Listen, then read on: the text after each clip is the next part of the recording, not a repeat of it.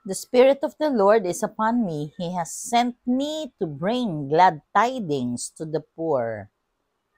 The Lord comes to judge the earth. Blessed Monday, everyone. We praise and thank you, dear God, for another day of life.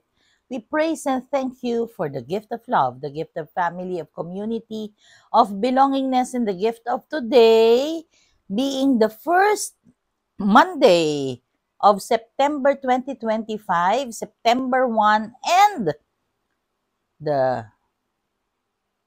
first day of the bear months. There are 3 things na gusto nating pagnilayan.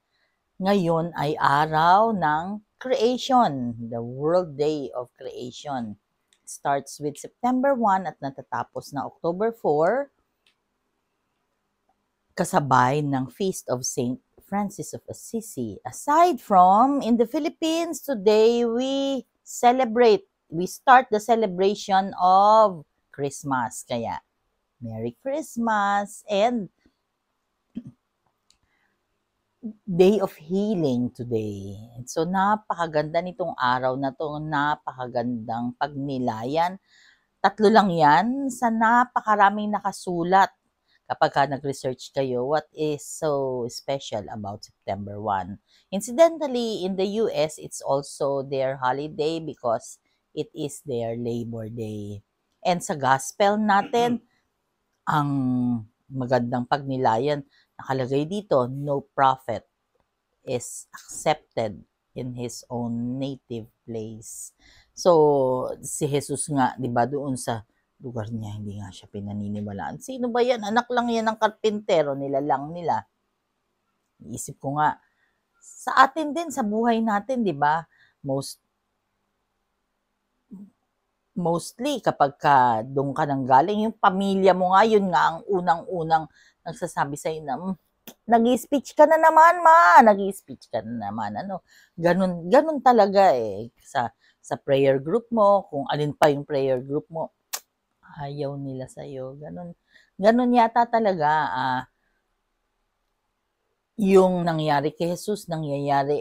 Everything comes again. It happens again. Parang history is repeating itself. Pero ano ang napakagandang bagay na dapat nating pagnilayan? Si Jesus umalis. Ba umalis siya? Parang madali rin. Naalala ko kanina yung homily ni Father. Sa dami ng misa na yon. Sino bang Father yung nagsabi na hindi ko ipipilit. Kung ayaw mo, hindi wag. Parang ganyan.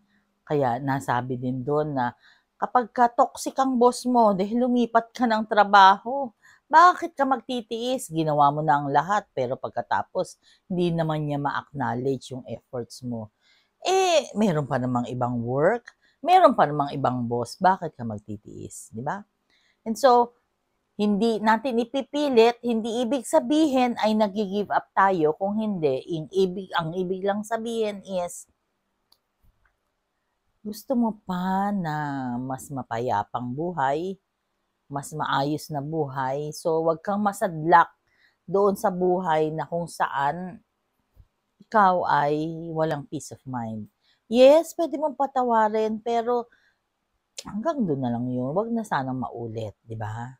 So, kahit si Jesus, umalis siya doon sa lugar na yun kasi hindi naman siya sinusunod. Ang hindi lang naging maganda doon is instead na gumawa pa siya ng maraming milagro doon, hindi na kasi ayaw naman nila sa kanya, hindi naman sila naniniwala. And so, kung ayaw nila, pwede naman tayong pumunta sa ibang lugar.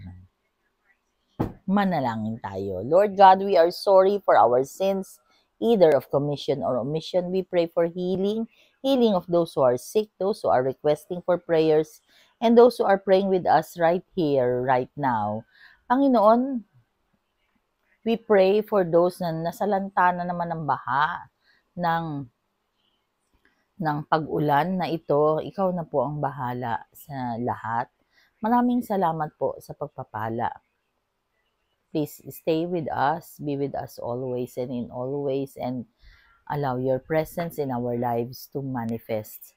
We lift up to you yung 12 couples who attended the Zoom or the webinar last Saturday, and yung 6 couples na kinasal sa simbahan yesterday, 5 of which are inaanak namin. And so, we pray for them that they will reach there forever with your blessing, with your presence in their married life. All this we pray in your mighty name through the intercession of our blessed Mama Mary. Amen. God bless us all.